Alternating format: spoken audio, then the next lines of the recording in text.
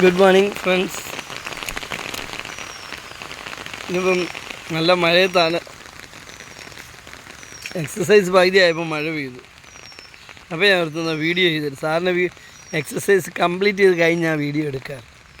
അപ്പോൾ ഈ മഴ മാറുകയാണെങ്കിൽ നമുക്കത് കഴിഞ്ഞ് വീണ്ടും ബാക്കി ചെയ്യാമല്ലോ. ഓക്കെ, അപ്പോൾ മൈ വ്യൂവേഴ്സ്, എസ്മി സാമിൻ YouTube channel, Facebook and Instagram, ഇത് മൂന്നിലൂടെ നമ്മൾ നിങ്ങളോട് സംവദിച്ചുകൊണ്ടിരിക്കുക. അപ്പോൾ അതിൻ്റെ എല്ലാം ഒരു ഹാപ്പി ഗുഡ് മോർണിംഗ് പറയുന്നു. Moreover, be positive always. നിങ്ങളാരും ആയിക്കോട്ടെ, എന്നെ കേൾക്കുന്നൊരു ഡോക്ടറാകാം, എൻജിനീയറാകാം, ഒരു ടീച്ചറാകാം, പ്രൊഫസറാകാം, സാധാരണക്കാരനാകാം, നല്ല വീക്ഷണമുള്ള ഒരു ഓട്ടോ ഡ്രൈവറാകാം, ഉയരണമെന്ന് ആഗ്രഹിക്കുന്ന ഒരു വാഹന ഉടമയാണ്, പലതരത്തിലുള്ള. എല്ലാവരോടും എനിക്ക് പറയാനുള്ളത് ബി പോസിറ്റീവ് ഓൾവേസ്. നമ്മൾ ഏത് കാര്യത്തിലും നന്മകൾ കാണുക. നന്മയുള്ളിടത്ത് നന്മ വരും, തിന്മയുള്ളിടത്ത് തിന്മകൾ. ഒത്തിരി കഷ്ടപ്പെട്ട് ഒത്തിരി സമ്പാദിച്ചിട്ട് നിങ്ങളിലെ തിന്മകൾ നിങ്ങളെ വേട്ടയാടുകയാണെങ്കിൽ നിങ്ങൾ വീണ്ടും സീറോ ആയി പോകും, അല്ലേ? ജയിലിലേക്ക് കിടക്കുമ്പോൾ ഇത് വല്ല കാര്യമുണ്ടോ? ബി ഏറ്റവും ചെറിയ കാര്യത്തിൽ പോലും പോസിറ്റീവായിരിക്കണം. അങ്ങനെ വരുമ്പോൾ ജീവിതത്തിൽ നാം അറിയാതെ തന്നെ ഒത്തിരി അനുഗ്രഹങ്ങൾ നമുക്ക് ലഭിക്കാൻ, നമ്മൾ അതായത് പോസിറ്റീവായിട്ടുള്ള ഒരു ചലനാത്മകത നമുക്ക് ലഭിക്കും. അതാണ് എൻ്റെ കാര്യം. അപ്പോൾ അതിനു വേണ്ടി ശ്രമിക്കുക. എന്തായാലും നമ്മുടെ നാടിൻ്റെ മുന്നോട്ടുള്ള ഗമനത്തിൽ നമുക്ക് ഒരുമിച്ച് പോകാം. അപ്പോൾ നമ്മൾ മുന്നോട്ട് പോകുമ്പം നമ്മുടെ കൊച്ചു കുഞ്ഞുങ്ങളെ തൊട്ട് മുതിർന്നവരെ വരെ കൂട്ടെ പിടിച്ചുകൊണ്ട് വേണം നമുക്ക് മുമ്പോട്ട് പോകാൻ, അല്ലേ? എങ്കിൽ ആ ലൈഫിനൊരു, ഇപ്പോൾ ഞാൻ പറയാം, ഞാൻ വിദേശത്തൊക്കെ പോയിട്ടുള്ളപ്പോഴേ, യാത്ര ചെയ്യുമ്പോഴേ, അവിടുത്തെ രാജ്യത്ത് പ്രാർത്ഥനയില്ല എന്നൊക്കെ പറയും. ഞാൻ കാതലിക്, നിങ്ങൾക്കറിയാം, ഞാൻ കാതലിക് ചർച്ചിലാണ് പോകുന്നത്. ഇംഗ്ലീഷ് ഭാഷ മാത്രമേ വ്യത്യാസമുള്ളൂ. ഇവിടുത്തെ അതേ കുർബാനയാണ് അവിടെ. അപ്പോൾ അത് കേൾക്കുമ്പോൾ അവിടുത്തെ ആ ഭക്തിയെ കാണുമ്പോൾ ഇവിടുത്തേലും തീവ്രമാണ്. ഇപ്പോൾ ഇവിടെ ഞങ്ങൾക്കൊക്കെ ഇവിടെ നിന്നുകൊണ്ട് കുർബാന സ്വീകരിക്കാൻ പറ്റും. ഞാൻ അമേരിക്കയിൽ പോയ സെൻറ്റ് ജോസഫ് ചർച്ചിൽ മുട്ടുകുത്തിയാലേ കുർബാന സ്വീകരിക്കാൻ പറ്റും. എല്ലാവരും അതിന് കുഷ്യനെ കിട്ടിയിട്ടുണ്ട്, ഹൈറ്റും ഉണ്ടാക്കി വെച്ചിട്ടുണ്ട്, പ്രായമുള്ളവർക്ക് മുട്ടുകുത്താം. പക്ഷെ മുട്ടുകുത്തിയ എന്നുവെച്ചാൽ അതുപോലെ തന്നെ അവരെ പാരമ്പര്യം പരിരക്ഷിക്കപ്പെടുന്നുണ്ട്. അപ്പം നമ്മൾ ഇതെല്ലാം ചെയ്യുന്നൊരു മണ്ടന്മാരാണെന്നോ നമ്മുടെ വിശ്വാസത്തിൽ നമ്മൾ അതിതീവ്രവാദിയൊന്നും ആരും വിചാരിക്കേണ്ട.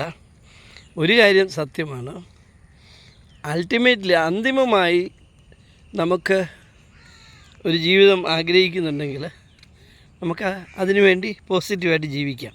അതിപ്പോൾ മതം ഏതാണെന്നൊന്നും ഞാൻ പറയുന്നില്ല. ഏത് മതത്തിലും നമുക്ക് നന്മയുണ്ട്, ദൈവിക ചിന്തയുണ്ട്.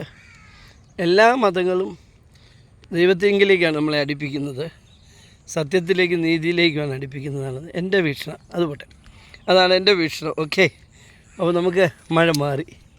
Very good. ഞാൻ എൻ്റെ ചിന്ത കറക്റ്റായിരുന്നു. അല്പം കഴിയുമ്പോൾ മഴ അങ്ങ് മാറി. വേണം എനിക്കിപ്പോൾ എക്സസൈസ് ഉണ്ട്. എന്തായാലും വീഡിയോ തീർത്തിട്ട് ചെയ്യാം, അല്ലേ? ഓക്കെ. അപ്പം നമ്മുടെ പ്രിയപ്പെട്ട മുഖ്യമന്ത്രി അമേരിക്കയിലേക്ക് അദ്ദേഹത്തിൻ്റെ ചികിത്സയുടെ ചെക്കപ്പിന് വേണ്ടി പോയിരിക്കുക 10 ദിവസത്തേക്ക്. അപ്പം ധാരാളം ആളുകൾ പല കമൻ്റ് അടിക്കുന്നുണ്ട്. ടെക്സാസിലുണ്ടായൊരു വെള്ളപ്പൊക്കത്തിൻ്റെ ദുരിതങ്ങളൊക്കെ പറഞ്ഞ് ഭയങ്കരമായിട്ട് കമൻ്റ് ഇടുന്നുണ്ട്. ഞാനത് കണ്ടു ചിരിച്ചു. എന്നിരുന്നാലും അവർ കമൻ്റ് ഇടുമ്പോൾ അവരുടെ ഉള്ളിലൊരു കാര്യമുണ്ട്. നമ്മുടെ പ്രിയപ്പെട്ട മുഖ്യമന്ത്രി അദ്ദേഹം ഏറ്റവും ആധുനികമായ ചികിത്സ ലഭിക്കുന്നതിന് വേണ്ടി പോയിരിക്കുകയാണെന്ന് നമുക്കറിയാം. പക്ഷെ ഒരു കാര്യമുണ്ട്, നമ്മുടെ കേരളത്തിലും ഇന്ത്യയിലുമൊക്കെ ഈ ആധുനിക ചികിത്സ ഇല്ലെന്നല്ല എൻ്റെ അർത്ഥം, ഉണ്ട്. ഇവിടുത്തെ ഡോക്ടർമാർ, ഇപ്പം ഞാൻ പലപ്പോഴും നമ്മുടെ ഇതിൽ പറയാറുണ്ട്, അമേരിക്കയിലെ ഹെൽത്ത് സെക്ടറിലൊരു 60% ഇന്ത്യക്കാരുടെ കൈവശമാണ്. അവിടുത്തെ ഡോക്ടേഴ്സ് നിങ്ങൾ ചെല്ലും പറയാം, ഒരു ചാക്കോയോ ഒരു തങ്കപ്പനോ ഒരു മുഹമ്മദോ ഒക്കെ ആയിരിക്കും ഡോക്ടറായിട്ട് നിൽക്കുന്നത് നമ്മുടെ. അപ്പം ഇവിടുന്ന് അവിടുത്തെ ഏറ്റവും ആധുനികമായ എക്യുപ്മെൻറ്റ്സിൻ്റെ സഹായം. ഇപ്പം ഞാനൊരു കാര്യം പറയാം, ആർട്ടിഫിഷ്യൽ ഇൻ്റലിജൻസ് ഇപ്പോൾ ഇവിടെ എത്തിയല്ലേ. എത്രയോ കാലം മുമ്പ് അമേരിക്കയിലൊക്കെ എത്തിയതാണ്. അവരൊക്കെ അത് പഠിച്ച് അതിൻ്റെ ഗുണവും ദോഷവും മനസ്സിലാക്കി എല്ലാം കഴിഞ്ഞിട്ടേ പുറത്തോട്ട് വിടത്തുള്ളൂ. അവരത് ആസ്വദിക്കും, അനുഭവിക്കും, മറ്റുള്ളവർക്കൂടെ എന്ന് പറഞ്ഞതുപോലെ ടെക്നോളജി അല്പാൽപ്പം പുറകിൽ നമുക്ക് കിട്ടത്തുള്ളൂ. അതുകൊണ്ടാണ് മുഖ്യമന്ത്രിക്ക് പോകേണ്ടി വന്നത്. എന്തായാലും അദ്ദേഹം പോയിട്ട് വരുമ്പം അദ്ദേഹം ഒരു ബുദ്ധിമാനാണെന്നുള്ള കാര്യം നമുക്കാർക്കും പറഞ്ഞു തരേണ്ട ആവശ്യമില്ല. ഓരോ പ്രാവശ്യം പോയിട്ട് വരുമ്പോഴും 100 നോട്ടുകളുമായിട്ട് അദ്ദേഹം മടങ്ങി വരിക. അത് ഇവിടെ പ്രാവർത്തികമാക്കാൻ ശ്രമിക്കുക. അപ്പം ഓരോ വിദേശ യാത്രയും നമുക്ക് 100 കണക്കിന് ഗുണങ്ങൾ ഉണ്ടാക്കിക്കൊണ്ട് നമ്മുടെ നാടിനെ മുമ്പോട്ട് കൊണ്ടുപോകാനായിട്ട് അത് ഉപയോഗിക്കുന്നുണ്ടെന്നുള്ളത് നമുക്ക് സന്തോഷപ്രദമാണ്. അതായത് ഉണ്ടിറങ്ങി പോരാനല്ല അദ്ദേഹം പോകുന്നത്. തീർച്ചയായിട്ടും അദ്ദേഹത്തിന് ഇവിടെ ഒരു ജനമുണ്ട്. കേരളത്തിലെ ഏറ്റവും സോഫിസ്റ്റിക്കേറ്റഡ് ആയിട്ടുള്ള ഒരു സമൂഹത്തെയാണ് അദ്ദേഹം നയിക്കുന്നത്. മണ്ടന്മാരുടെ കൂട്ടത്തെയല്ല, ബുദ്ധിമാന്മാരുടെ കൂട്ടത്തെയാണ്. അതുകൊണ്ട് വളരെ സൂക്ഷിച്ച് വേണം നയിക്കാൻ.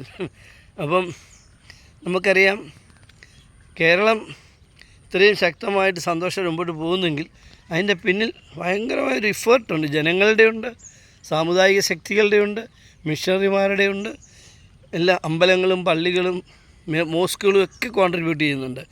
അതിനെല്ലാം ഉപരിയായിട്ട് കോളേജുകൾ, സ്കൂളുകൾ, നമ്മുടെ വിദ്യാലയങ്ങൾ, അതുപോലെ പൊളിറ്റിക്കൽ ലീഡേഴ്സ്. നമ്മൾ ആരെയും ഒരിപ്പം നമ്മളിപ്പോൾ പറയാം അധികാരത്തിലില്ല, കോൺഗ്രസ് കഴിഞ്ഞ 9 വർഷമായിട്ട് അധികാരത്തിലില്ല എന്ന് വെച്ച് കോൺഗ്രസ്സുകാർ മോശക്കാരായിട്ടുണ്ട്? ഇല്ലല്ലോ. അതിൽ നല്ല മിടുമിടുക്കന്മാരായ ഞാൻ ആരാധിക്കുന്ന നേതാക്കന്മാർ പോലുമുണ്ട്. എനിക്ക് VM സുധീരനെ ഭയങ്കര ഇഷ്ടമാണ്, AK ആൻ്റണിയെ ഭയങ്കര ഇഷ്ടമാണ്. അതുപോലെ ഇപ്പറയുണ്ട്. VS എന്ന് പറയാൻ മരിക്കുന്ന ആളാണ്, അത്ര ഇഷ്ടമാണ് എനിക്ക്. അതുപോലെ പിണറായി ഇഷ്ടമാണ്. എന്തിനാ, വളരെ പെട്ടെന്ന് വളർന്നു. നമ്മൾ വാസവൻ കോട്ടയത്തെ ഒരു മന്ത്രിയാണ്. പക്ഷേ അദ്ദേഹത്തിന് അനുതരണ സാധാരണമായ സിദ്ധി വൈശിഷ്ട്യങ്ങൾ, അദ്ദേഹത്തിന് വിദ്യാഭ്യാസം കുറവാണ്, പാരമ്പര്യം കുറവ്. പക്ഷേ അതെല്ലാം പഠിച്ചെടുക്കാൻ ഏതൊരു കവിയെക്കാട്ടും ഏതൊരു സംസ്കൃത പണ്ഡിതനെക്കാട്ടും നന്നായി സംസ്കൃതം പറയാൻ, ശ്ലോകങ്ങൾ ചൊല്ലാൻ അദ്ദേഹം അദ്ദേഹത്തിൻ്റെ ഇഫർട്ടാണ്. അതുപോലെ ദിവസം 2 മണിക്കൂർ യോഗ ചെയ്യുന്നു. അദ്ദേഹത്തിൻ്റെ മനസ്സിനെ അദ്ദേഹം പിടിച്ചു നിർത്തുന്നു. ഏതൊരു ചെറിയ കാര്യത്തിൽ ഓടിയെത്തുന്നു. കഴിവല്ലേ, അത് നമുക്ക് അംഗീകരിക്കാൻ പറ്റുമോ? അല്ല പാരമ്പര്യമുള്ള പണ്ഡിതനെ മാത്രമേ നമ്മൾ ആദരിക്കുള്ളൂ എന്ന് പറയാൻ പറ്റുമോ? ഒന്നുമില്ല. അദ്ദേഹം ഷാപ്പിൽ ജോലി ചെയ്തെന്നൊക്കെ പറഞ്ഞ് അദ്ദേഹത്തെ ഒരു കാര്യമില്ല. അതിനെന്താ, തൊഴിലെടുക്കുന്നതിന് മഹാത്മ്യമില്ലേ? ഏതൊരു തൊഴിലാളിക്കും അതിൻ്റെ അന്തസ്സുണ്ട്. അതൊക്കെ കാണാൻ നമ്മൾ യൂറോപ്പിലൊക്കെ ചെല്ലണം. അവിടുത്തെ ഏറ്റവും സാധാരണക്കാരനും ഏറ്റവും മുന്തിയവനും എല്ലാം ജോലി കഴിഞ്ഞാൽ അവരെല്ലാം തുല്യ. അവിടെ ബോസും കീസും ഒന്നുമില്ല. സൈമൺ വർഗീസും തങ്കപ്പനും എല്ലാം ഒരുപോലെ. അപ്പം അവൻ ഏത് ജോലി ചെയ്യുന്നതിന് മടിയില്ല. അവൻ അധ്വാനിച്ച് ജീവിക്കണമെന്നുള്ളൂ. കക്കാനും മുട്ടിക്കാനും പോരുന്നു മാത്രമേ ഉള്ളൂ അവർക്ക്. അല്ലെങ്കിൽ നമ്മുടെ ഭാഷയിൽ പറഞ്ഞാൽ നമ്മൾ അധ്വാനിച്ച് ജീവിച്ച് ഏത് തൊഴിലിനും മഹാത്മ്യമുണ്ട്. Good morning madam. ഏതൊരു തൊഴിലിനും മഹാത്മ്യമുണ്ട്, അന്തസ്സുണ്ട് എന്നാണ് ഈ പരിഷ്കൃതമായിട്ട് മനസ്സിലാക്കുന്നത്. എന്തായാലും കൊള്ളാം. ഞാൻ ഇഷ്ടപ്പെടുന്ന കുറേ ആളുകളിൽ പെട്ടതാണ് ഈ പറഞ്ഞ ആളുകളൊക്കെ. ഇത് ഞാൻ പറയാൻ കാര്യം, ഈ പിണറായി വിജയൻ ഇപ്പോൾ അദ്ദേഹത്തിൻ്റെ ചികിത്സയ്ക്ക് അമേരിക്കയ്ക്ക് പോയപ്പോൾ അതിനെപ്പറ്റി ഉണ്ടായ കമൻറ്റുകൾ, എന്നാൽ പോസിറ്റീവ് കമൻറ്റ് ധാരാളം ഉണ്ട്, തീർച്ചയായിട്ടും ഉണ്ട്. അപ്പം ഞാൻ ഓർക്കുകയാണ്, നമ്മുടെ VS ജർമ്മനിയിലാണോ മറ്റോ ഒരു ഓപ്പറേഷന് പോയായിരുന്നു. അപ്പം അന്ന് ജർമ്മൻ ഡോക്ടർ പറഞ്ഞിട്ട് ഇദ്ദേഹം ഒരു സ്പീച്ചിൽ പറയുകയുണ്ടായി, തൻ്റെ ഹൃദയം 110 വയസ്സ് വരെ ഗ്യാരണ്ടിയാണെന്ന് ഡോക്ടർ പറഞ്ഞെന്ന് VSനോട് പറഞ്ഞു. ഇത് ഞാൻ പറഞ്ഞു കേട്ടതാണ്, നേരിട്ട് കേട്ടതല്ല, വായിച്ചതല്ല. It's only a talk, verbal words. അതുകൊണ്ട് എനിക്കതിൻ്റെ ഗ്യാരണ്ടി ഒന്നും പറയാനില്ല. പക്ഷേ ഒരു കാര്യം, അത്ര കൃത്യമായിട്ട് അവർ കാര്യങ്ങൾ പറയുന്നത്. നമ്മുടെ VS ഇപ്പം ചികിത്സയിലാണ്, അത് ശരിയാണ്. വേഗം സുഖം പ്രാപിച്ച് വരട്ടെ. നമ്മുടെ നാടിൻ്റെ വികസനവും മുന്നോട്ടുള്ള കുതിപ്പും കാണാൻ അദ്ദേഹത്തിന് ഇനി അവസരം ഉണ്ടാകട്ടെ എന്ന് നമുക്ക് പ്രാർത്ഥിക്കാം, അല്ലേ? ഓക്കെ. എനിഹൗ, നമ്മുടെ കുട്ടികളെയും യുവാക്കളെയും നമ്മൾ പൊതിഞ്ഞു പിടിക്കണം. അവർക്ക് ബുദ്ധിയും അവരുടെ ആ ഒരു ക്രയശേഷിയും വർദ്ധിക്കുന്ന രീതിയിൽ അവർക്ക് എക്സസൈസ് കൊടുക്കണം. ഈ വീടുകളിൽ നിന്ന് TV കണ്ടിട്ട്, അല്ലെങ്കിൽ മൊബൈൽ കണ്ടിട്ട്, അല്ലെങ്കിൽ ലാപ്ടോപ്പ് കണ്ടിട്ട്, അല്ലെങ്കിൽ ഐപാഡ് കണ്ടിട്ട് അവരുടെ മസിൽസ് സ്റ്റിഫാകാൻ ഇടയാകുന്നുണ്ട്. അങ്ങനെ സ്റ്റിഫാകാതെ മിടുക്കരായിട്ട് പറഞ്ഞാൽ അവരെ കായിക കലാ പ്രോഗ്രാമിലേക്ക് കൊണ്ടുവരണം. ഇപ്പം സുംബ ഡാൻസ് വന്ന് നല്ല കാര്യമാണ്. അവർ കൂട്ടുകാർ കൂടിയാകുമ്പോൾ അത് ചെയ്യും. നിങ്ങൾ വീട്ടിൽ ചെയ്യാൻ പറഞ്ഞാൽ അവർ ചെയ്യത്തില്ല.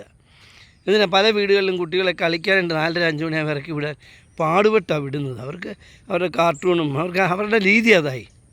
മറിച്ച് ഞങ്ങളൊക്കെ സ്കൂളിൽ പഠിക്കുമ്പോഴേ വൈകിട്ട് വന്ന് കള്ളനും പോലീസും കളിയൊക്കെ ഉണ്ട്, അടിയും പിടിയും ബഹളവും. അതുകൊണ്ട് എന്താ, ഏത് കരുത്തിനെ നേരിടാനുള്ള ശക്തിയും ബലവും നമുക്കുണ്ട്, അല്ലേ? അങ്ങനെ വേണം പിള്ളേരെ വളർത്തിയെടുക്കാനായിട്ട്. അപ്പം അവരുടെ മനോബീജികൾ വിജൃംഭിപ്പിക്കണമെന്ന് ഞാൻ പറയും. അവർക്ക് ശക്തി ഉണ്ടാകണം, അവരെ കളിക്കാൻ വിടണം നിർബന്ധമായിട്ടും, ഫിസിക്കൽ എക്സസൈസ് ചെയ്യിപ്പിക്കണം. എന്നുവെച്ചാൽ അവർ വരുന്ന ലോകമെന്ന് പറയാൻ ഭയങ്കര മത്സരാധിഷ്ഠിത ലോകമാണ്. ഇപ്പോൾ ഞാനൊരു കാര്യം പറയാം, നിങ്ങൾ ഞെട്ടരുത്. ലോകത്ത് ഏറ്റവും കൂടുതൽ ഇപ്പോൾ വിദേശികൾ ഏറ്റവും കൂടുതൽ ഇഷ്ടപ്പെടുന്നൊരു ജോലിയാണ് ഡ്രൈവിങ്. അതിൻ്റെ സ്ഥിതി എന്താണെന്നറിയോ? കാരണം അതിന് $200 ഒരു മണിക്കൂറിന് അവർ ഈ ലോറി ട്രക്ക് ഓടിക്കുന്ന ഡ്രൈവർമാരുടെ സാലറി. നേഴ്സിന് കിട്ടുന്ന 45, ഇപ്പോൾ അത് $60 മാറി ഒരു അവറിന്. അപ്പം ഈ $200 വെച്ച് ഇവർ പോകുമ്പോൾ 5-6 ദിവസം കഴിഞ്ഞാൽ വരുന്നത്, ഒരു ട്രിപ്പ് കഴിഞ്ഞ്. അപ്പോൾ അവൻ്റെ അക്കൗണ്ടിലോട്ട് വരുന്നത് എന്തുമാത്രം ഡോളറാണെന്ന് ഓർത്ത്. അപ്പോൾ അത്ര അട്രാക്റ്റീവ് ആ ജോലി. അപ്പോൾ അതുപോലെ അവർ ജീവിക്കുന്നു, അത്ര സ്റ്റൈലില്ല. പക്ഷേ എന്താ വരുന്നത്? ഇപ്പോൾ ആർട്ടിഫിഷ്യൽ ഇൻ്റലിജൻസ് വന്നു, റോബോട്ട് വന്നു. ഒരു വണ്ടി റോബോട്ട് ഓടിക്കുക, സ്റ്റാർട്ട് ചെയ്ത് ഡൽഹിയിൽ ഇന്നടുത്ത് സഫ്ദർജംഗിൽ അല്ലെങ്കിൽ അവിടെ കൊണ്ട് ഇറക്കാൻ പറഞ്ഞാൽ ഈ വണ്ടി സ്റ്റാർട്ട് ചെയ്യുന്നു. അതിൻ്റെ ആർട്ടിഫിഷ്യൽ ഇൻ്റലിജൻസ് അത് പോകുന്നു, റഡാർ വെച്ച 0 ആക്സിഡൻ്റാണ്. അതുപോലെ ഡീസൽ തീരുമ്പം 50 കഴിയുമ്പോഴേ അത് ഇന്നടുത്ത് വിലക്കുറവുണ്ട്, അത് നോക്കി ഡൽഹിയിൽ നിന്ന് അടിച്ച വില അവിടുന്ന് ഫുൾ ടാങ്ക് അടിച്ചിരുന്നു. അതുകൊണ്ട് അതിന് കാപ്പി വേണ്ട, ഭക്ഷണം വേണ്ട, ബാത്റൂമിൽ പോകണ്ട, അതിന് ഒന്നുമില്ല. 3 ദിവസം കൊണ്ട് പോകുന്നു, 1.5 ദിവസം കൊണ്ട് ചെല്ലുന്നു, 0 ആക്സിഡൻറ്റ്. ഒരു മുതലാളി ഏത് വാങ്ങിക്കും? വലിയൊരു ഫേസ് ചെയ്യുന്ന പ്രശ്നമാണ്. ഇത് ഒരു എക്സാമ്പിൾ ഞാൻ പറഞ്ഞതാണ്. അപ്പോൾ ആ രംഗത്ത് വർക്ക് ചെയ്യുന്നവരുടെ തൊഴിലവിടെ പോയി. ഇവിടെ സിംഗപ്പൂർ ടാക്സിക്കാരന് പോലും ഇതായി കഴിഞ്ഞു. ഞാൻ അമേരിക്കയിൽ ചെല്ലുമ്പോൾ അവിടെ മകനൊക്കെ ഉപയോഗിക്കുന്ന വണ്ടി, എൻ്റെ കൂട്ടുകാരൻ്റെ വണ്ടി ഒക്കെ ഇതുപോലുള്ള വണ്ടികളാണ്. Highly sophisticated. നമ്മൾ കയറുമ്പോൾ രസം എന്താണെന്ന് വെച്ചാൽ, കയറുമ്പോൾ നമ്മൾ പറയുകയാണ്, ശരി എനിക്ക് ടൗൺ കോട്ടയത്ത് പോകണം. ഉടനെ ഓക്കെ കോട്ടയം അത് റീഡ് ചെയ്തു, കോട്ടയം. അത് കഴിയുമ്പോൾ നമ്മൾ അപ്പോൾ അത് ഇങ്ങോട്ട് ചോദിക്കുകയാണ്, കോട്ടയം പോയിട്ട് മറ്റെന്തെങ്കിലും പ്രോഗ്രാം ഉണ്ടോ? ആർട്ടിഫിഷ്യൽ ഇൻ്റലിജൻസാണ് ചോദിക്കുന്നത്.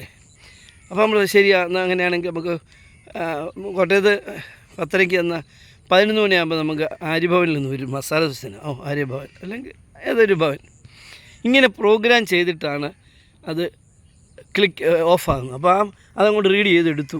ആ നിമിഷം തൊട്ട് കമ്പ്യൂട്ടർ വർക്ക് ചെയ്തുകൊണ്ടിരിക്കുകയാണ്.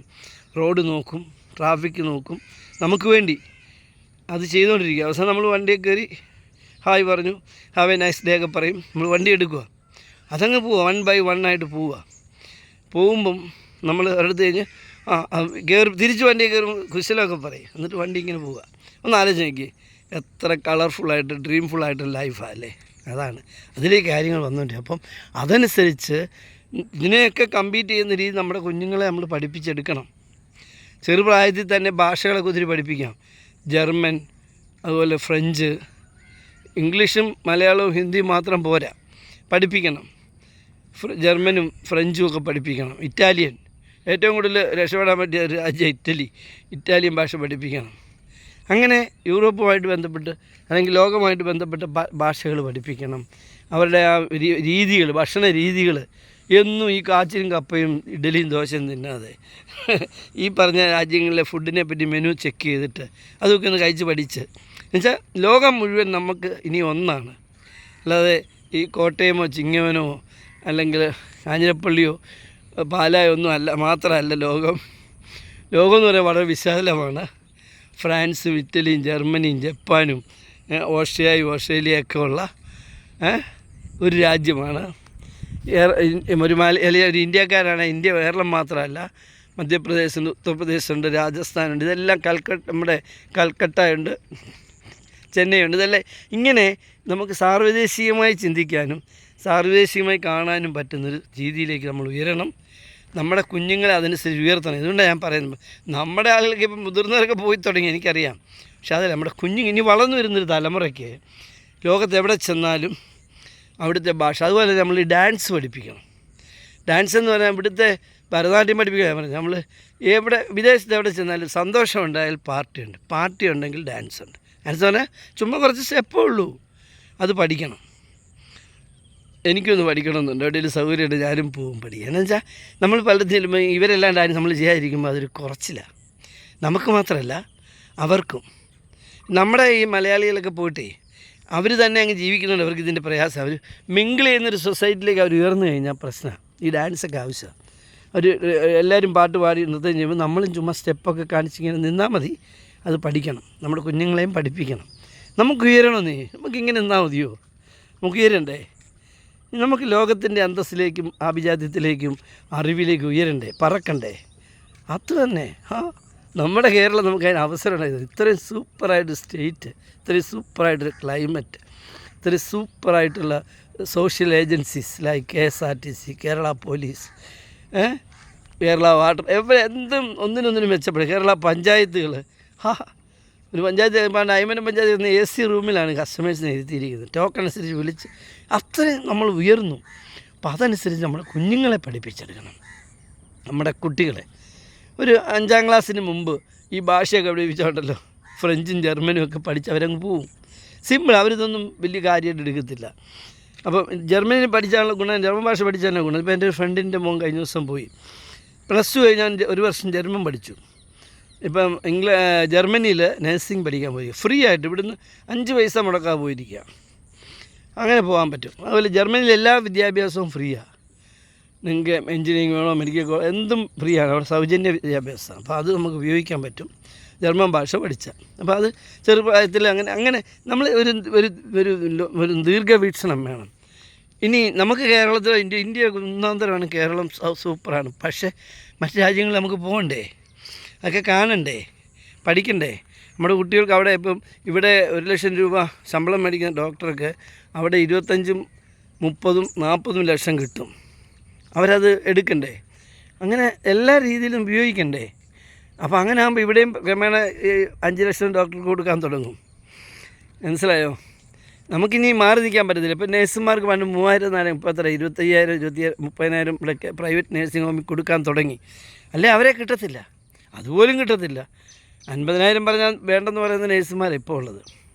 അപ്പോൾ കാലം മാറി. അപ്പോൾ അതനുസരിച്ച് നമ്മുടെ കുഞ്ഞുങ്ങളെ മാറ്റണം, നമുക്ക് ജീവിതത്തിൽ ഉയരണം. നമ്മുടെ ഇപ്പോൾ നമുക്ക് കിട്ടുന്ന ഈ ഓപ്പർച്യൂണിറ്റീസ് നമുക്ക് ഫലപ്രദമായിട്ട് വിനിയോഗിക്കണം. Okay, all the best. Have a fantastic positive day. I am always talking about positiveness because only positive thinking leads us to success. That's a fact. If you are talking negatives all the time, it will destroy us. Hello miss, good morning. അത് നമ്മുടെ ആ മുന്നോട്ടുള്ള പോക്കിനെ തടസ്സപ്പെടുത്തും. അതുകൊണ്ടാണ് B positive. അങ്ങനെ positive ആയിരിക്കുമ്പം ഒത്തിരി കാര്യം ശ്രദ്ധിക്കാനുണ്ട്. നമുക്കറിയാം, നന്മ മാത്രമേ പറയാവുള്ളൂ.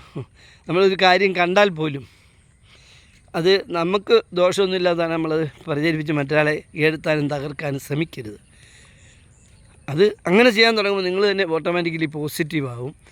അയൽക്കത്തെ ഒരാൾ ബുദ്ധിമുട്ടുന്നു എന്ന് കണ്ടാൽ ഓടിച്ചെന്ന് സഹായിക്കും. അവന് ഭക്ഷണമില്ല, ഭക്ഷണം വാങ്ങിച്ചു കൊടുക്കും. അങ്ങനെയൊക്കെ നമ്മൾ നല്ല വ്യക്തിപ്രഭാവം നമ്മൾ ഉടലെടുക്കുമ്പോൾ നമ്മുടെ നാടും അതിനോടൊപ്പം വരും. Okay, all the best. Have a fantastic positive day. Praise our God.